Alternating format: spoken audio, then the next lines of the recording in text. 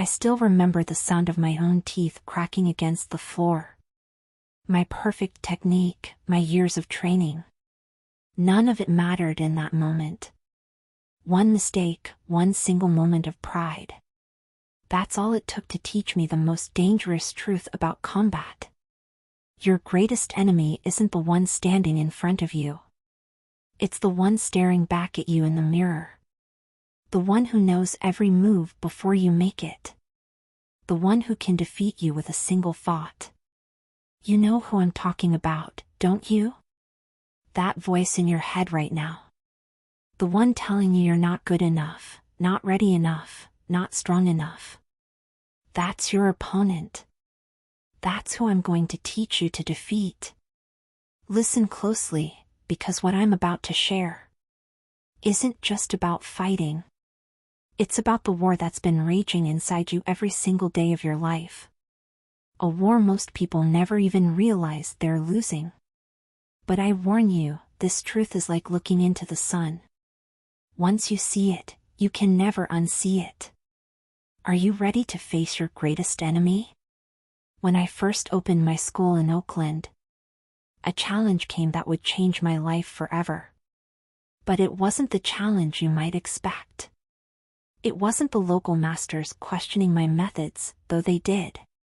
It wasn't even the cultural barriers I faced as a Chinese man teaching Americans. No. The real challenge came one night after hours of training. I was practicing my techniques faster and faster, harder and harder, each punch perfect, each kick flawless. Then I caught my own eyes in the mirror, and for the first time, I truly saw myself. Behind all that speed, behind all that power, I saw something that stopped me cold. Fear. Fear of not being good enough. Fear of failing those who believed in me. Fear of my own limitations. You feel it too, don't you? That constant pressure to prove yourself in your job, in your relationships, in every mirror you pass. Society tells you to be stronger, faster, better. But in chasing what you think you should be, you've forgotten who you are. I spent thousands of hours training my body, but that night in front of the mirror taught me something no amount of physical training could. The deadliest hits don't come from your opponents. They come from the doubts you carry within. When you walk into a meeting, it's not your boss that defeats you. It's your own hesitation. When you want to take a risk, it's not external obstacles that hold you back. It's the chains you've placed on your own mind. Let me tell you about the 3 most dangerous opponents you'll ever face. I didn't discover them in any training hall or street fight. I discovered them in moments of silence, in the space between thoughts, in the reflection of my own truth. The first is the perfectionist, the most paralyzing of all enemies. I remember spending countless hours perfecting a single movement, believing that absolute perfection was the only path. But this opponent is clever. It doesn't attack you directly. It freezes you in place, makes you so afraid of imperfection that you never truly express yourself. How many dreams have you killed before they began simply because you couldn't guarantee perfection? The second opponent is the doubter. When I first arrived in Hollywood, every door seemed to close. Too Asian for the lead role, they said. Audiences aren't ready, they said. But the loudest voice saying you can't wasn't coming from them. It was coming from within. The doubter whispers when you're closest to breakthrough. It dims your light just when you need to shine brightest. And the third, the most treacherous of all, the ego. People think ego means pride, but true ego is far more subtle. It's the voice that says you've learned enough, the part of you that chooses comfort over growth, the belief that you are what you've achieved. I see fighters all the time, so proud of their style, their technique, their way, trapped by their own image of themselves. You know what I discovered in my training hall? Boards don't hit back. But your mind? Your mind throws punches you never see coming. Every time you're about to break through, it reminds you of past failures, Every time you're ready to take a risk, it shows you all the ways you could fail. I remember the exact moment everything changed in my training. I was practicing with my wooden dummy, throwing the same combinations I'd thrown thousands of times before. Suddenly, I stopped. In that moment of stillness, I realized I wasn't training to perfect my technique anymore. I was training to silence these inner opponents. Each punch wasn't about hitting harder. It was about breaking through another layer of self-imposed limitation. The real fight isn't out there in the world.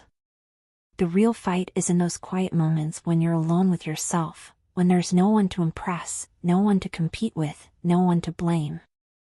That's when these three opponents come at you hardest. And that's exactly when you need to remember what I'm about to teach you. When I created Jeet Kune Do, people thought I was just making another fighting style. But I wasn't interested in adding to the confusion. I was interested in stripping away, in revealing the truth that had always been there. And this truth applies even more powerfully to your inner battles. The first principle, using no way is way. People are always searching for the perfect method, the ultimate technique to overcome their inner demons. They jump from one self-help book to another, one guru to the next. But listen carefully. The moment you commit to a single way, you become its prisoner. True freedom comes from remaining formless, adaptable, fluid. Remember the famous scene from Enter the Dragon? The art of fighting without fighting. Your inner battles don't always need to be fought head-on. Sometimes the greatest victory comes from not engaging at all. When self-doubt attacks, don't wrestle with it. When fear strikes, don't try to overpower it.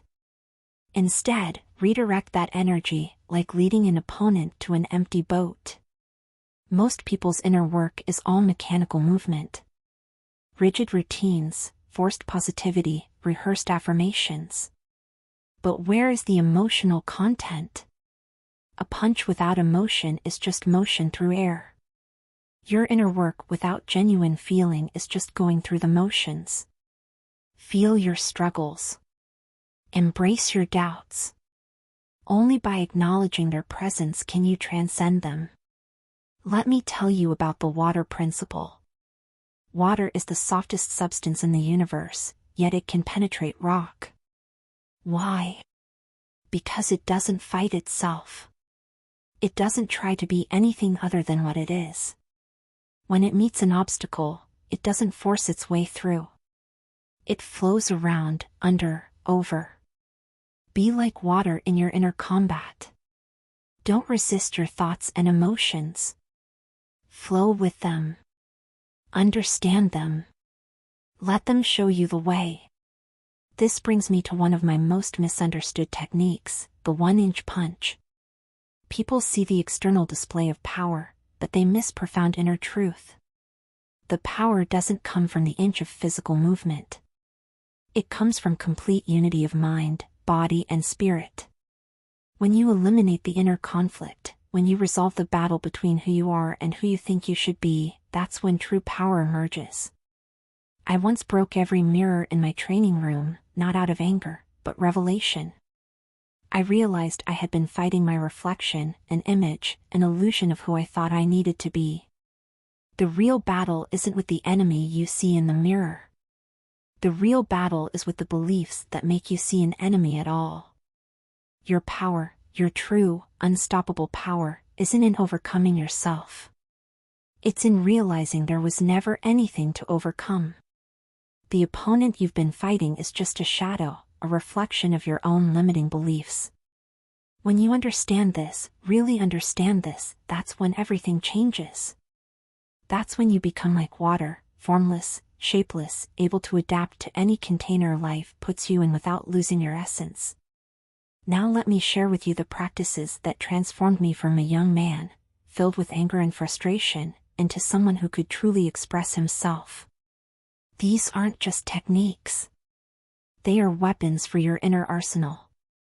But remember, a weapon is only as powerful as the truth behind it. First, the art of honest self-expression.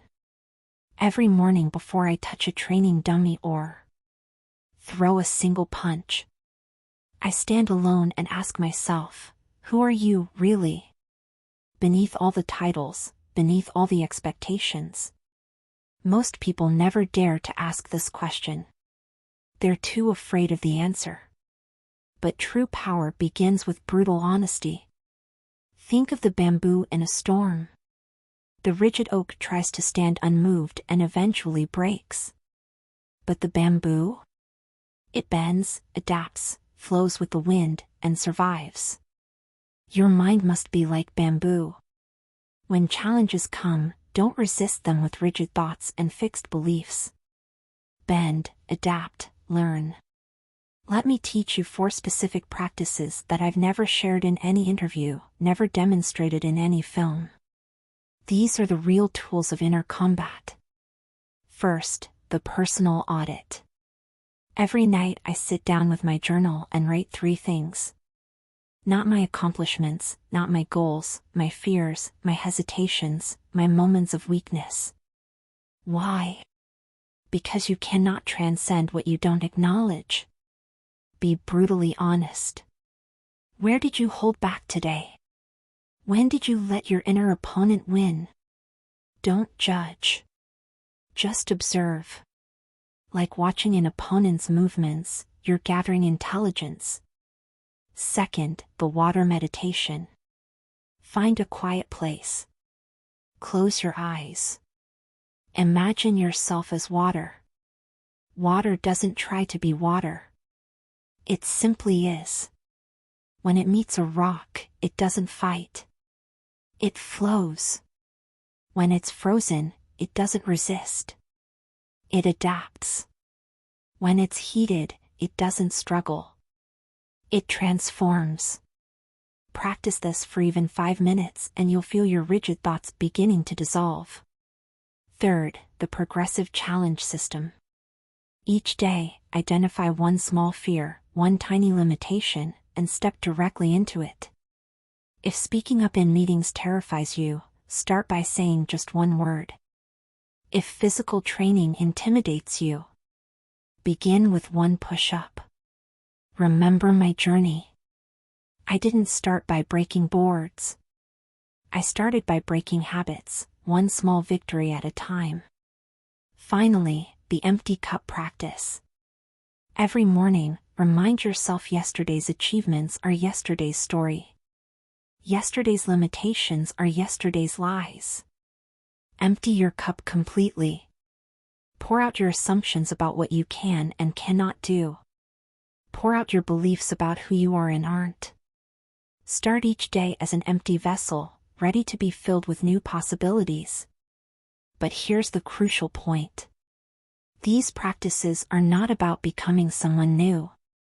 They're about stripping away everything that isn't truly you. Like sculpting. We're not adding material. We're removing everything that obscures the masterpiece within. I'll tell you something I discovered in my deepest moments of training. The ultimate practice isn't about adding more techniques to your arsenal. It's about removing the obstacles that prevent your natural expression. When water flows, it doesn't try to flow. It simply follows its nature. Your true power will emerge not from what you add to yourself, but from what you dare to let go. Remember, these practices are not endings. They are beginnings. They are not solutions. They are doorways. Each one is an invitation to go deeper into your own truth, to peel away another layer of self-imposed limitation. Use them not as rigid rules, but as guidelines for your own exploration, because in the end, the greatest practice of all is the one that brings you closer to your authentic self. Now we come to the moment of truth. Everything I've shared with you, the recognition of your inner opponents, the principles of combat, the daily practices, they all lead to this ultimate challenge. But I must warn you. What I'm about to propose will test you in ways no physical challenge ever could. You see, all your life you've been fighting the wrong battle. You've been trying to become perfect, trying to reach some idealized version of yourself that doesn't exist. This image of perfection, it's not your ally, it's your prison. I spent years trapped by it myself. Always pushing, always striving, never feeling good enough. But here's the truth that changed everything for me. The perfect self is the ultimate illusion. It's like trying to catch your own shadow. The harder you chase it, the further it runs. The real breakthrough comes not from becoming perfect, but from transcending the very need for perfection. Think about the rhythm of self-defeat you've been caught in. Wake up, criticize yourself. Push harder, fall short, repeat. It's like a fighter who's memorized a losing combination and keeps throwing the same punches, expecting a different result. To break this rhythm, you must first recognize it, then disrupt it, then transcend it entirely. This is why I'm issuing you a challenge for the next 7 days. You will engage in the most important fight of your life, the fight for your authentic self. But this isn't a fight against yourself. It's a fight for yourself. Day 1, face your reflection without judgment. Just observe, like watching an opponent without planning your attack. Day 2, catch yourself in moments of self-criticism and respond not with resistance, but with understanding. Day 3, execute one action that your perfect self would say you're not ready for. Day 4, break one pattern, one habit that serves your idealized image rather than your true expression. Day 5, in every interaction, choose authentic expression over perfect performance. Day 6, deliberately do something imperfectly and welcome the discomfort like an old friend. Day 7, stand before your mirror again, not to evaluate, but to celebrate the warrior who had the courage to be real. Remember, each day isn't about reaching some new height of achievement. It's about shedding another layer of pretense. Like the martial artist who eventually transcends the form to find their own way, you must transcend the very idea of who you think you should be to discover who you truly are. This challenge isn't about becoming stronger. It's about becoming freer. It's not about adding more. It's about letting go. It's not about perfection. It's about authenticity. Will you stumble? Of course. Will you feel resistance? Absolutely. But that's not failure. That's feedback. Each moment of difficulty is not a sign to retreat. It's an invitation to go deeper. The real victory in this challenge doesn't come on day 7. It comes in the moments between, in that split second when you choose truth over appearance. Authenticity over approval. Real expression over perfect performance. Return to that mirror now, the one that showed you your greatest opponent at the beginning of our journey. Look closely. What do you see? Not the opponent you feared, but the ally you never recognized. Not the enemy to be defeated, but the self waiting to be unleashed. I spent my life mastering the art of combat, only to discover that the ultimate battle isn't fought with fists or feet. It's fought in those quiet moments when you choose truth over comfort, growth over safety, authenticity over acceptance. The secret I promised to share with you. Here it is. Self-mastery isn't about conquering yourself. It's about becoming yourself. The real you, not the one the world expects. Not the one your fears have created, but the one who exists in those rare moments when you forget to pretend. Like water, you have always had the power to adapt, to flow, to penetrate any obstacle. Like water, your true strength isn't in fighting what is, but in flowing with what could be. Empty your mind of who you think you should be and become like water, my friend. Remember this. The greatest fight isn't the one you wage against your limitations. It's the one you win by simply having the courage to be who you truly are. Your opponents will fade. Your doubts will quiet. But your truth, that raw, unvarnished, powerful truth of who you really are, that will remain. Now go. The mirror awaits. But this time, don't look for an opponent to defeat. Look for the warrior within to unleash, because the greatest victory isn't in becoming perfect, it's in becoming real. Be water, my friend. Be yourself.